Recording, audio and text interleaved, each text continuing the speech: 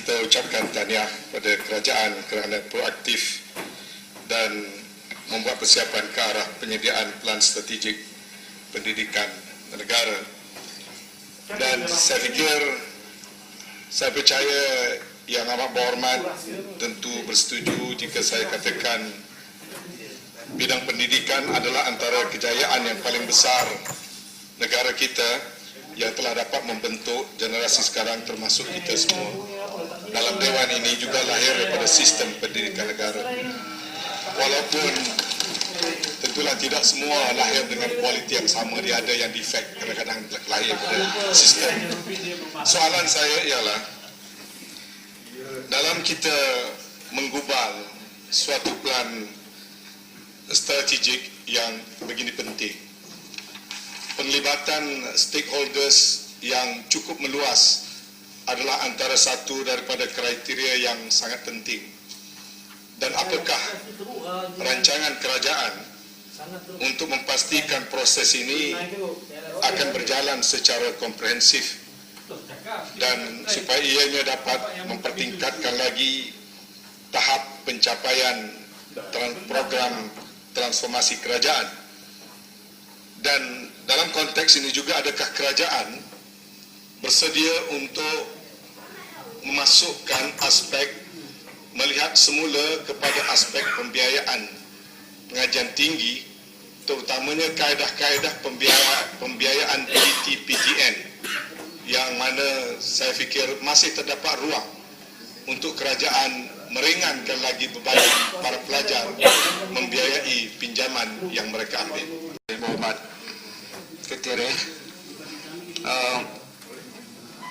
dalam proses kita menambah baik sistem kita dan menyediakan plan, sama ada plan pembangunan pendidikan Malaysia daripada prasekolah, sekolah menengah ataupun sampai ke pendidikan tinggi dengan plan strategi kita.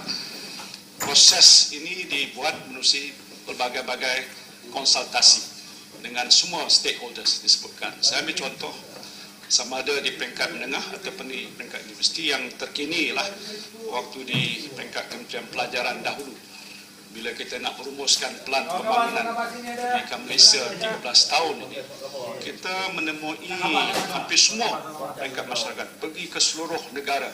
Mungkin Yang Berhormat pada terlibat dalam town hall meeting, seramai 17,000 pihak terlibat bersama-sama. Selain daripada meja bulat, meja panjang, meja lebar, semua macam-macam meja kita sediakan, menerusi online, dan engagement yang kita buat itu secara berterusan dan dibincang berkali-kali, barulah kita rumuskan sesuatu. Pasal kita percaya ini bukan hak milik kerajaan ataupun kementerian, ini adalah hak milik rakyat. Jadi sebab itu proses ini mestilah dibuat secara begitu terbuka, demokratik dan sebagainya. Sebab itu ini akan kita teruskan. Macam peringkat sekarang ini kita sedang membuat kajian semula plan strategik. Selepas 5 tahun dia berlalu, kita mengambil langkah sekarang ini, insya-Allah akan siap pada penghujung tahun.